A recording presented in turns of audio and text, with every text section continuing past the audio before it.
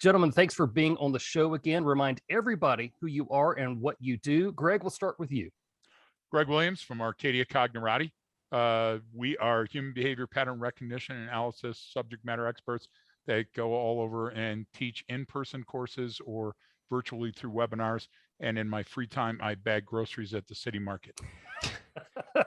All right, Brian, remind everybody who you I'm are. the Senior VP of Operations for Arcadia Cognerati. I work alongside Greg, like you said, traveling, mentoring, coaching, training people on the art and science of human behavior pattern recognition and analysis so that we can train people to mitigate and prevent catastrophic incidents so that we can be left of bang, as they say, and just stop really bad things from happening.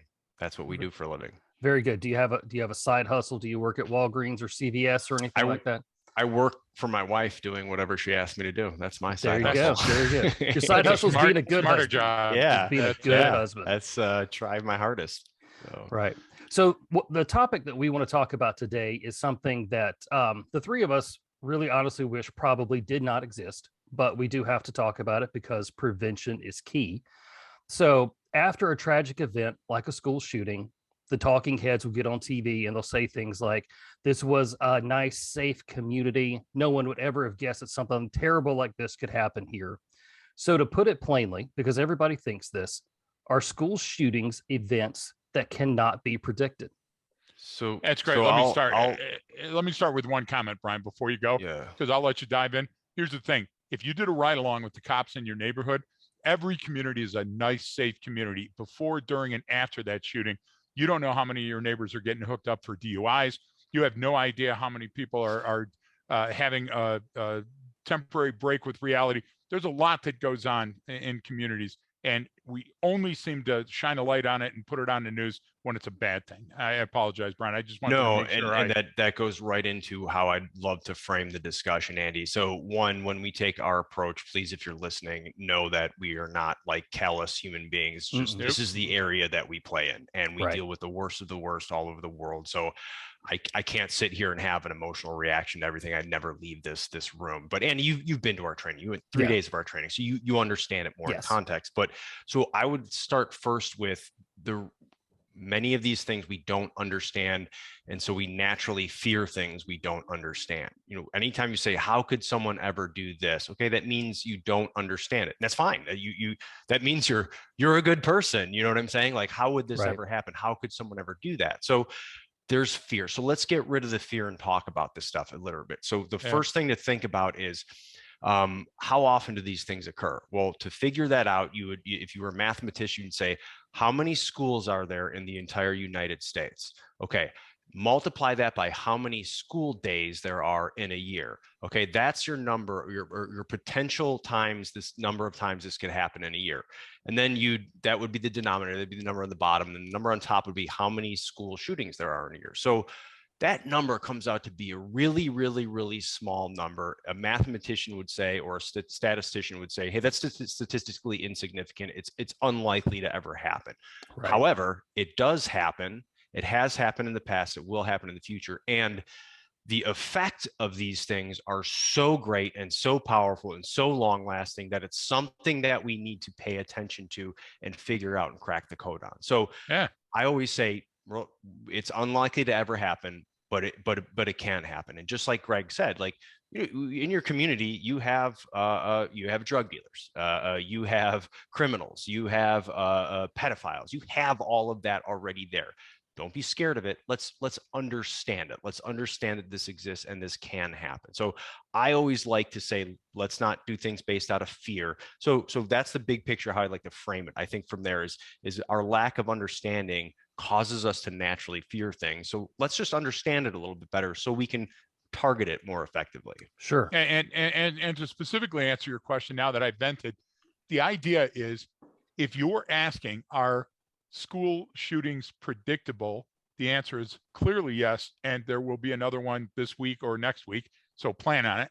And are they preventable? That's the question that we're not talking about. And the answer is yes. So predictable in the being able to say, Jimmy or Joni sitting at table 4 over there. Well, yeah.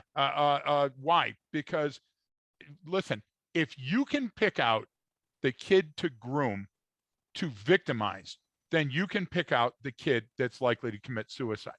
If you can pick out the kid that's most likely to bully or be bullied, then you can pick out the kid that's most likely to be your active killer. The idea is all in the framework that you put towards solving your problem. So Brian solved the problem with math. And I love math because math is constant and consistent until we get way out in the outer layers of our galaxy, right? Then weird things happen and we have to adjust for them. Thanks, Albert Einstein and so many other people. But right now, today at home, for example, if you don't get gas, you can predict you're likely going to run out of gas. So what do? You do routine maintenance by filling up your tank.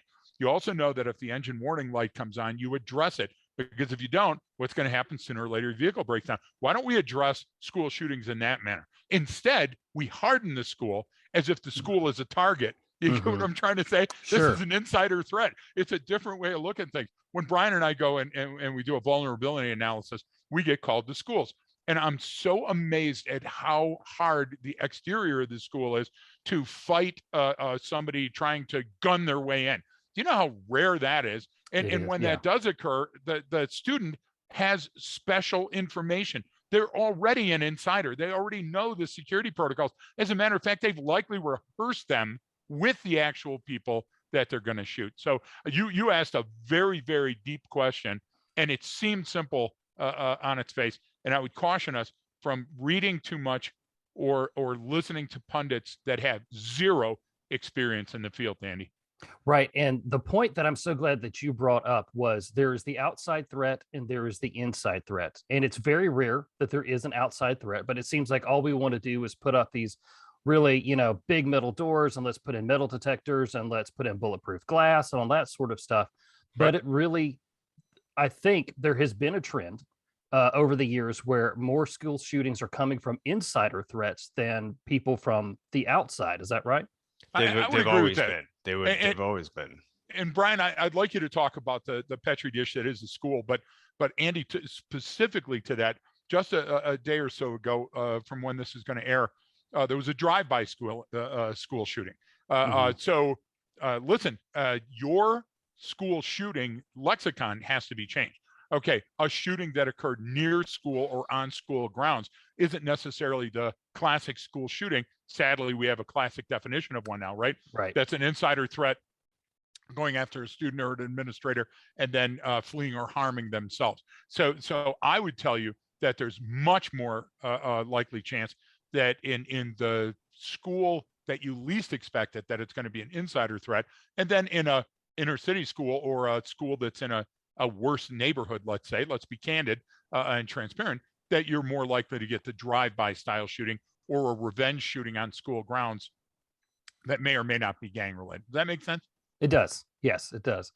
You mentioned that I trained with you guys back in the fall, and it was a fascinating 3 days. I loved every second of it. And the shooting at Columbine in April of 1999 kind of changed my mindset, because I was in high school in 99. And when I went to school the very next day, I realized if there's a shooting in this room, our school resource officer is not going to get to us in time. So my safety is my own personal responsibility. I need to do something about it. And so when we were at this training, you guys showed a class picture at Columbine High School, and you pointed out something that I had never seen before. This is something that was embedded in a lot of our lives at that time.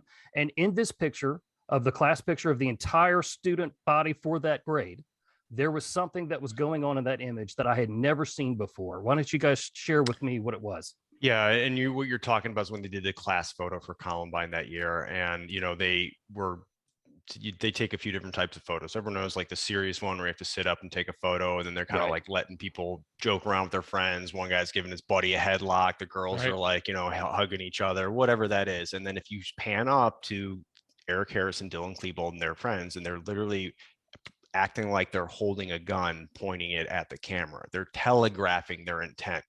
Right. All of these people telegraph their intent, every single one.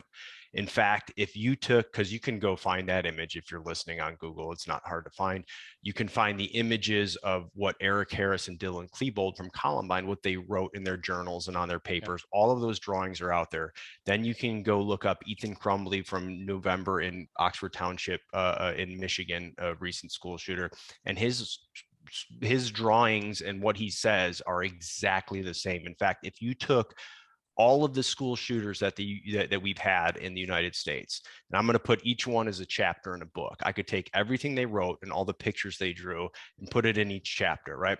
Well, if I gave you that book, Andy, you wouldn't know that those chapters are authored by different people. You would think it was the same person. Gotcha. These things are that obvious. They really, really are. And they stick out like that. And no one knows a student better than another student. So naturally, as human beings, though, what are we always looking at for? All right, man, the threat's coming from outside. We got to build a wall. Then we need people protecting that wall. Well, guess what? Once you get past the group level of about, I don't know, 100, 150 people, you can look up the science behind that. You now have to worry about what's coming up internally. You now need a police force, right? Insider threats are always going to be far worse and far easier to access because they have access, meaning a coach that is predating on the children in that school, that's an insider threat. He's part of the community. You're more likely to get killed by someone you know than anyone else out there, right? Sexual harassment, assault, those are insider threats. Greg brought up suicide. That's an insider threat. Now, they're a threat to themselves, not to others, but it's all in that same category. We got to look inward at this stuff. And so kids know. You can ask your child, hey, is there any kid or any one of your friends or student in your class, like, hey, that has some problem, that gets in trouble a lot or says a lot? They all know. If they're scared, you should be scared, right? If they're upset and worried, you should be upset and worried. It's a very, very small amount of people. And these are what we call broken human beings. And I don't mean that in a negative term, because when I say broken, when I mean that, meaning you're fixable. Like, we're all broken human beings in some way, right? We're all, like Greg likes to say, we're all fragile little snowflakes, even though we think we're not, right? Humans are extremely egotistical. All of us are. It doesn't matter who you are, but the idea is we can fix that person. This is just a broken human being. It's not a monster, but what do? We say that because we're scared. Well, that's where the boogeyman comes from. That's where Bigfoot comes from. That's where the alien abduction comes from. I'm scared. I don't know what happened. It must be something so sensational because I can't explain it. Well, if we can intervene on these kids, because that's a child, they have the brain of a child, and literally get them through high school, the chances of them ever acting out and doing something again are almost zero. So think about that for a second. We just need to allocate the little minute resources some of these school districts have and point it towards the very few amount of individuals that really need it. So let's work backwards from what Brian said, Andy, because he had so much meat on the bone there. One, we want to think of these as supernatural monsters. And the reason is super means above natural. So it's something that has that would never have happened outside the fact that this, we want to quantify it. We want to put 4 checks in the box that all these people did. And then we want to make an FBI file on it and say, look how good we did, harumph, and slap the table. Brian said something that he almost glossed over. He said, these attacks, insider attacks, are worse. Why? Because insider threats know the inner workings of the organization, but also everybody knows each other. Look at the emotional content of the message after a school shooting. It's the cheerleader, and it's the math whiz, and it's all these people, and it's your kid, and everybody knows them. When it's something big, and don't get me wrong, again, this is the emotionless, we're just telling the fact. When you take a look at something like September 11th, unless you knew a person there or have been to a program or read the book or read something about it, you likely don't know the 1,291st person that was killed and what their story was, right? So to you, that's that's bad and terrorism and everything else. But it's not like the high school right down your street where you've got your son depicted with the other football player that was murdered. So that's why it's so important. But I will tell you, going back to the photo, the last thing that I'll say before I pass it to the smart folks, when you talked about that photo, that's amazing because Dylan and Eric acted out their roles over and over and over in schools. Part one, they were just kids. Eric Harris goes up to Dylan Klebold. Dylan Klebold leans under a table and fires a short barrel shotgun. The shotgun is a 12 gauge, so it bounces back and hits Dylan Klebold in the snout. Now he's got a bloody nose and he's walking around with his teeth and his mouth bloody. His buddy looked at him and goes, "Oh, buddy." Eric Harris says, "Why'd you do that?" And they talked. I mean, this is on the phone that was taken off, that you can hear all the stuff in the background. Why am I saying that? I'm saying that because when they did the countdown to kill each other, to kill themselves in front of each other, remember, suicidal ideation, homicidal fascination. What did they do? They said, "Okay, let's do it on 3." Now, wait a minute. 3, 2, 1, go, or is it 3, 2, and on 1? That's kids talking. We have to stop vilifying them to the point that this is some unnamed villain that had a different setup than your kid did. No, they didn't. They're a broken kid. And again, the third part now of what Brian said, listen, if you broke your finger or broke your arm, what would you do? You'd go get help. You'd have somebody fix it. That's where the answer is to what we're talking about. I'll give you one more, and then I'm going to pass. Lee Thompson Young. Lee Thompson Young committed suicide in 2013. I think I'm the only one that remembers that, other than the family or anybody that saw him on Friday Night Lights or Disney Channel or Sarah Connor Chronicles. Handsome, young, black male, had everything that was going for him. And every interview that I saw, he went like this, bang, when he was talking about the future. Bang, he was acting out the future. If things go wrong, bang, I'm going to do it. You know how he died? Andy died by shooting himself in the head. He telegraphed, he demonstrated the intent, and nobody believed it and nobody looked. Now, afterwards, we are so fragile in our ecosystems that we can't come up and say, Greg Williams missed those cues. So what do we say? Oh man, there was nothing there. How could somebody tell this is a horrific event? That is our self-defense mechanisms taking over and saying, I can't be responsible for my brother. I can't biblically or in reality be responsible for the suicide of my best friend. My kid could never be a school shooter. You stop that thinking and you go get that broken finger fixed, we're going to be a better country for it, and we'll put an end. It'll take a long time to school shootings. We'll at least reduce the frequency of them. Very good. And I'm glad you brought up the point of why people weren't acting on it, because that was going to be my next thing. Because as Brian said, if we were to make this book and we would look at it and we'd see, oh, these things seem very obvious. Why aren't people taking action? Why aren't people looking at this and doing something about it? Because this is abnormal behavior. So sometimes it's learning how to look for things. Like, from our training, we teach people how to look for anomalies or incongruent behavior in your environment. But what do we want? We want a checklist, like look for these 10 things. And it doesn't work that way because it's going to be a little bit different. And the other thing, and this isn't to bash on anyone working in a school, they have a lot going on. There's so much. Imagine think back to high school. There's kids getting in fights. There's kids selling dope. There's people yelling at the teacher. There's people who have learning disabilities. There's so much going on that you get caught up in it. I mean, why don't people realize when their significant other is cheating on them? Well, how do you know you're someone's maybe stealing something from you? Because you're so close, you don't see it, right? We don't have that gift of time and distance. We don't attribute value to those things. We don't think that is this likely going to occur here? Could this happen here? It's so rare. Why would it? It's unlikely, because it is unlikely that the person you're dealing with is going to shoot up the school. But the point is, like, it's all laid out. So it's, how do we look for these incongruent behaviors, and when do I know to say something?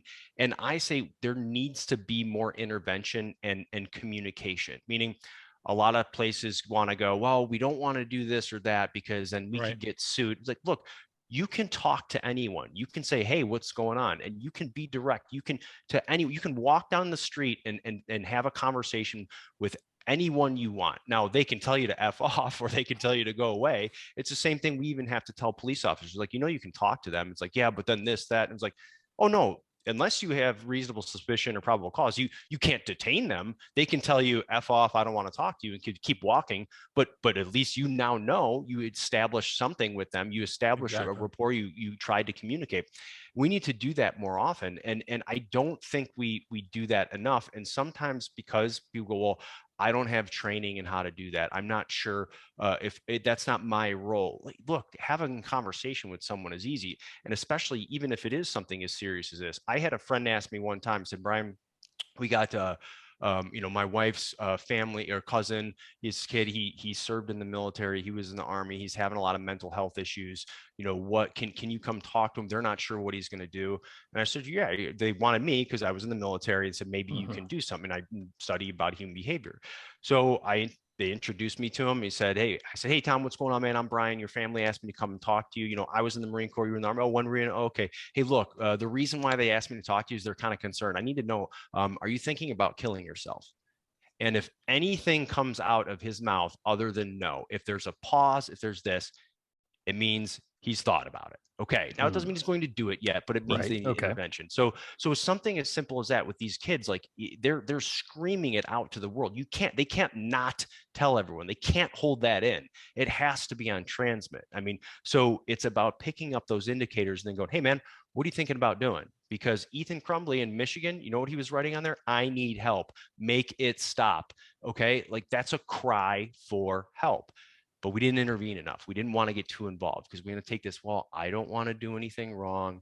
Yep. What is the downside of having a conversation with someone?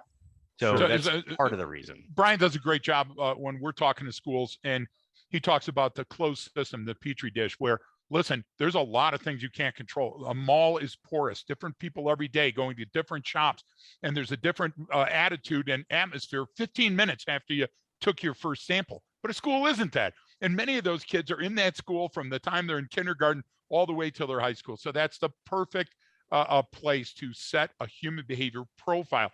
Don't be afraid of the word profile, because you were in our class and we never talk about color or religion or politics. No, never. We don't give a damn about those motives, and we don't give a damn about those pedigrees. What we do is, what's your behavior, and does your behavior demonstrate intent? So here's the problem, Andy. Here's the problem with you making a checklist. So let me come up with a mental checklist. You want a boyfriend or girlfriend outside of your circle of friends. You want social acceptance outside of your current situation. You're basing your self-worth on your popularity, on your looks, on material things. You're willing to keep secrets, including secret relationships. You close your computer when the parents come in, or you block it, or you add security to your phone, or you close your door, or you barricade your door. You're bored, you have excessive free time, you spend too much time on the internet, you're gullible. I could go on. Okay. Sure. That's every one of our kids. So when you come up with a list like that, do you understand what I'm trying to say? Sure. Now you add outlying things like has been bullied or did bully, previous sexual or physical abuse in their lives or in their home, or they perpetrated. LGBTQ plus. Why? Because all of a sudden now that person has to defend more than just being this level of human. Now you have striations and additional things that are on you, and your ice cube tray has more squares. So now you have to protect and envelop that, and that takes more time and more calories. So every single victim is going to be found in that list that I just gave you.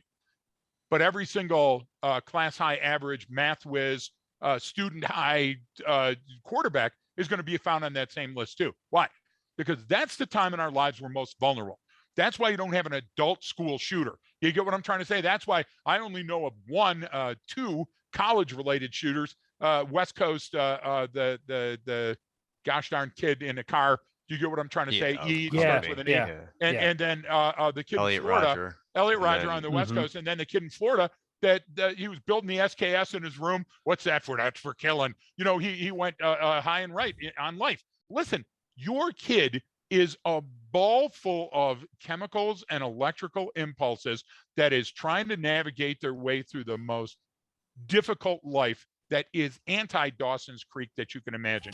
Don't know if you're old enough, but if you're not, look it up.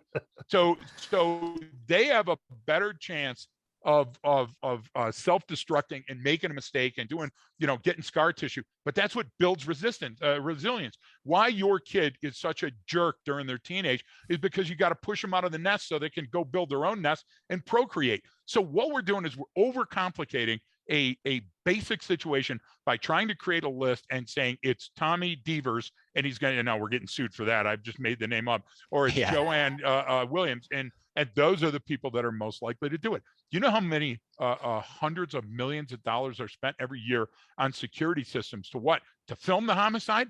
All you got to do is talk. If your kid is likely to go to school and have issues at that school, bing, bing, bing, every kid is, then at home, you need to debrief them. What do? We do on-duty roll call for cops. We do off-duty roll call for cops to make sure they're in the right place, and cops still make a mistake. Cops are the most highly trained people that are on the road right now, more highly trained than a fireman. Going to get calls on that one, more highly trained than any other interventionist that's on there, dog, animal control, this, that, and the other, more highly trained than your barista at your local gosh damn restaurant. And they got a tin that tells them that they can take a life if the situation gets too serious, and they carry a loaded gun on them everywhere that they go. Now, if that person still makes mistakes that come up with Supreme Court challenges, and those coppers still shoot the wrong people in a no-shoot situation, then listen, your kid needs you to take a knee and sit down with them and go, how was school today? And when the kid says fine, you got to erase it and go, it wasn't fine. What was fine? What did you do? How was it?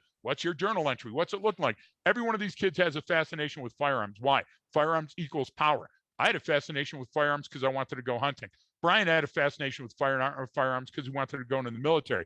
That's not what we're talking about. We're talking about then drawing a picture of the head exploding in slow motion and the ammo coming out and violent movies. And people are going to say, oh, you're going to blame violent rapper lyrics and musics and stuff. That's not what I'm saying. I'm saying when you consistently hear the message to devalue life and you see there's no consequences for your actions, then you will learn your new limit.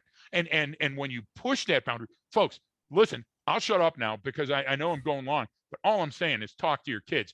Teachers talk to them every day, but teachers get a fundamental attribution error because they see them in that situation all the time. So unless that kid does something that's up and out of that normal ice cube tray, right, they're not going to catch it because your kid goes rah, rah, rah, rah, rah, every day to those teachers, and they love them, and they have the hardest job in the world. But what happens after a while is we don't notice those little things, those little decays that are going on. That's why you got to go to the dentist. Why? Because you brushing your teeth is good, but the dentist will tell you when you have a cavity. If you don't talk to your kid has just the same chance of being a school killer as he does being your prom queen. And I mean that, folks. You got to talk to those kids. Sorry, I'll get off the soapbox now. No, and I think that's good because sometimes, when my kid gets in the car, I'm like, hey, how was today? Fine.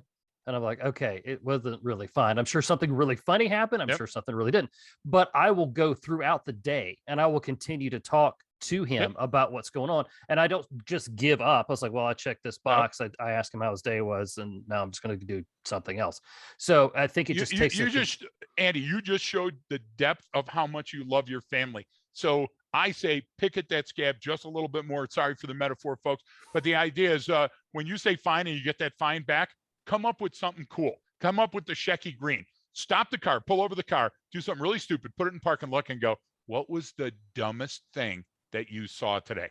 Right? Go somewhere else. Yeah. Now, don't ask that same question tomorrow. Tomorrow, instead of driving straight home, drive to the McDonald's, get each of you one of those ice cream cones and park in a parking spot and go, what was the funniest damn thing that you saw at school today? Do you understand what I'm saying? Those are probative. And guess what? That creates dialogue. And even if I'm in a situation with a barricaded gunman, guess what I got to get to de-escalate the situation? I got to start a dialogue. And those are all simple tricks that a parent can use to get inside a kid's head. And you know who else uses that? The pedophile, the teacher that's sleeping with the kid. So you gotta understand that balance. So if you hear that out of context, parent, and you hear some other parent asking your kid that, now you got to go, oh, is this grooming behavior? Life is simple. Incongruent signals are always anomalies. And if you investigate every anomaly, you're going to find the danger. Smoke alarms don't exist when it comes to school shooters. So you have to be the alarm. You have to be, with the megaphone going, danger, warning, Will Robinson, and warning those folks. Another obscure reference, Marren. Marren hates my it's Jupiter Lost in Space. Reference. I got you, yeah, buddy. But when he came home from school, that wasn't on TV. Brian had some new wave, cool California crap that was on Not TV, from I'm California. Sure. Yeah. Well, you are now, pal. And you chose to stay there. All right. So a unique tool that I think parents and teachers and administrators have is social media. How can you take a look at a kid's social media and tell kind of what's going on in their lives? So that's I've got the little insurgent here at home, and she's only 9, right? And so, you know, everything is a teachable moment. Everything is a training plan, whether she realizes it or not. And I'm not talking about something detailed that my wife and I sit down and plan out on the whiteboard, meaning she has access to technology. So what am I going to do? Like, so I have a general rule. If you look throughout the history, let's just say specifically the United States, prohibition does not work. Meaning, if people want to do something, they're going to get it done, right? If we just prohibit you from doing it, no, drugs are illegal. Okay, how's that working out for us? We tried to make alcohol illegal for a while, and people were like, it increased alcohol consumption. So they went, well, that didn't work. So the idea is, what are you going to do with your kid? I'm not going to tell you how to parent. I'll just explain how I do it. Well, I'm going to allow her, you're going to use this cell phone. Does it have a cell phone service? No, but it works over Wi-Fi. You're allowed to use these certain apps, but we're going to monitor everything. I mean, literally everything, and control it. And then I'm going to go in there and check all the time to see what she's doing. Then I'm going to ask her, explaining, hey, what is this TikTok thing? Well, let me show you. All right. And let them show you how they use that tool. Now you see it from their perspective, right? So now I can do that. And I monitor everything. And what I do is, obviously, that she has to work for that. If she gets in trouble, that stuff gets taken away, but it's perfect, but it's teaching her. So you know what I'll do is I'll go on there and I'll see, like, there's like texts from her friends that she hasn't even responded to. And there's this that she hasn't even looked at. And I'm like, well, hey, just what, because it's not a big deal to her. It's a thing now. So now, instead of it where every adult, as soon as like a phone vibrates, like when my wife's phone vibrates, she looks at it and like, oh, I got to answer this. It's like, why? Like, you don't have to do it right now. What? So I'm already training the little one, like, okay, yeah, like you can use this. This is a thing, but she would still rather go outside and play than be on that phone all day. So the idea is, how are you training? Because the phone is technology and social media is training your kids. So how do you want to train them? And social media is a great one because, like I said, everything's out there now. You can't hide. You can still get away with stuff, but that's maybe because people didn't care enough to go after you about it. But everything is out there now, so you can find it. So you'll see social media change slowly over time. So a Facebook profile is perfect, right? People post and post, and you'll see something start out, it's normal and happy and interactive, and then all of a sudden the images start to change. All of a sudden the things they're starting to share change. Exactly. All you have to do is you can go back through that timeline of events and build, what's the pattern of behavior? Are they pretty much staying consistent with what they normally do? Or, you know what, is this becoming more aggressive or more painful or more hurtful? Did it go from happy music to sad music, from happy music to angry music, right? Because if I see that trajectory, whether that trajectory is up or down, it's leading somewhere, and it's going to continue on that trajectory until there is some sort of intervention. So that's what you can look for. Those are those indicators over time that we see. And that's why Greg brought up the example of the schools like that Petri dish. Some schools in the US, it's literally K through 12 at the same school. So or whatever it is. But well, that's perfect. You have now, when they hit that high school, you've got years, you've got a decade of information and knowledge there to go on. And you can tell, is this normal or is this escalating? Are they just being that teenager, or are they getting worse? All right. So it's all a comparative baseline on their personal behavior. Some people are just horribly difficult and will always be horribly difficult. They're like that from the time they're born to the time they die. I'm okay with that. I'm okay with even people who are mean sometimes like that, because they're consistent. You're looking for consistency, right? If I see a change, there's a reason. There's always a reason for change. Human beings are horribly lazy. We fall back on what we know. We repeat behaviors constantly. Unless there's a significant change in our life to cause us to, we're going to keep doing the same thing. So social media use is a great one to see. It doesn't have to be specific indicators. It's looking for a change over time. So let me caveat that by adding an exclamation point to that. Excellent advice. I'm a grandfather that's soon to be a great grandfather. Okay. When I say soon, I mean within the next couple of years, it's coming, because my kids had kids and they're going to have kids if those folks out there aren't doctors. That's how that stuff works. So I don't understand anything about social media, but I know the kids are always down and in on it. So what I would do is I would stage an intervention like they did in Sumer 5,000 years ago, when they wrote in their tablets and on Sanskrit that, hey, what's the matter with my kid? Why don't they listen? Why are they not doing what I say? Or 3,000 years ago in Mesopotamia, or at Vesuvius and Heliopolis, that are destroyed by a volcano, and in the ash they have the same messages. So you ever see that Billy Bass that goes the battery operated thing? Yeah. Some people hang on a wall. Well, if you ever go to yard sale, you'll see me, because I love yard sales.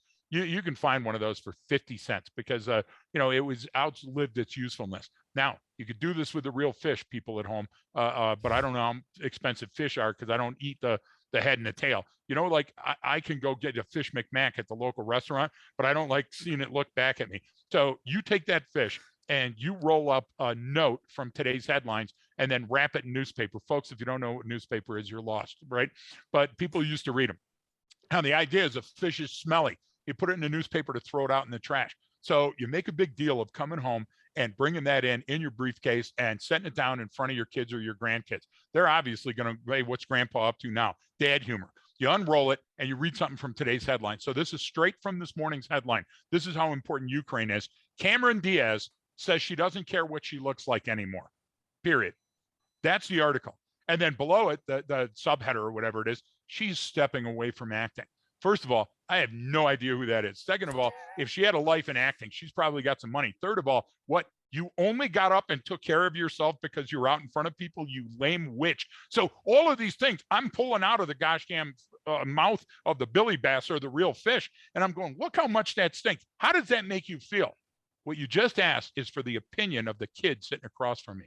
And you know what? They got an opinion and they want to say it. They're doing it on social media anyway. So how about doing it at the kitchen table today? How about doing it on the front steps or out in the backyard while you're pushing them on the swing? The idea is your kids are receiving and transmitting information, even though you're not there. And they're much smarter than they were when we were kids. And they have access to sex and books and drugs and media that we never considered when we were kids. So if you don't open up and learn a little bit more about that, how are you going to read the writing on the wall? And you don't have to be fluent. When I'm not fluent, I call Brian and I go, hey, what's this emoji mean? He goes, ooh, yeah, you need to stop using that one. You get what I'm trying to say? Or I say, hey, what about this website? And he goes, no, that's all BS. It's all clickbait. Stay away from that. How's your kid going to navigate that if you don't know it? So Educate yourself, educate your child, and work within your family. If you change anybody today, change yourself, change your drawers, change how you do business with your kid, you'll be better off for it. Very good. So as we wrap up here, guys, think about it. If you were sitting in a classroom talking to a teacher who's concerned, she's heard everything that you've said. I'll ask each of you to answer this. What's the one thing that you want these teachers, parents, and administrators to walk away from knowing and understanding better? All humans demonstrate their intent. They show you what they're going to do with their words, their actions, their behaviors, what they say, how they portray themselves. So you got to tune in. Greg does a great analogy of, if you remember the old Popeye, he'd be walking around, he'd always get an inner dialogue on his, this is pissing me off, and I can't believe that guy. Every human being has an inner dialogue. If we had some device, which is not possible to have, where I can stick it up to my ear and I can point it at you, Andy, and hear what your inner dialogue was, well, now how good would our communication be? Now I understand where you're coming from, what's in your head. Mm-hmm. All right. Well, now I can, that's easy then. Then I can tell what you're going to do and what you're thinking. And I understand, oh, now I know why you're upset. Well, we don't have that piece of technology, but you don't need it. Humans are born learning to understand it. So I got to look at that kid, that person, and go, what is their inner dialogue today? What's on their mind? Which is a great question to ask them. That's what I would focus on. What is this person's inner dialogue? What are they trying to tell me? And I would say this. Thanks, Brian. What a great lead in for I'm thinking in the background, oh my God, I got to follow up that. I would say this: stop spending so much time looking for motive. What separates a tool from a weapon? Intent, how you use it. So if you're sitting there trying to figure out what made your kid go high and right, or why they're angry. Look, some people can operate angry all day long. I've been married to one for 35 years. The idea is that stop looking for the motive, look for intent. If you have cues that demonstrate intent, then you're likely already there. And that means that you have danger or opportunity right around the corner. Better put on the high beams and slow down a little bit. Got it. Gentlemen, thank you so much for your time. I appreciate it. I have learned even more from you guys today. if there's anybody who's listening who wants to find out more about Arcadia Cognerati, how do they do that?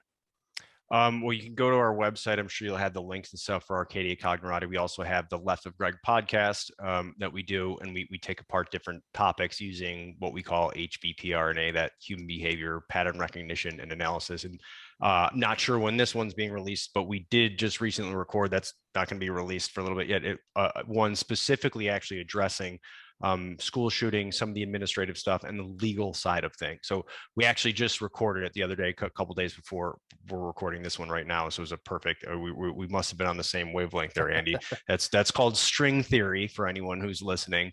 But the idea is we just did a deep dive on that, but we talk about all kinds of other different topics. And as you know, we focus on, here's the behavior associated with this event. How do we understand this? How do we sense, make, and problem solve? And they're just discussions, and we've got some great folks getting great feedback. So I know people are getting value from it. So if you want to check us out there, that's the best place. Scroll through, find an episode that sounds just like I do with yours or anyone else. I just go scroll through, look for a description that I might relate to.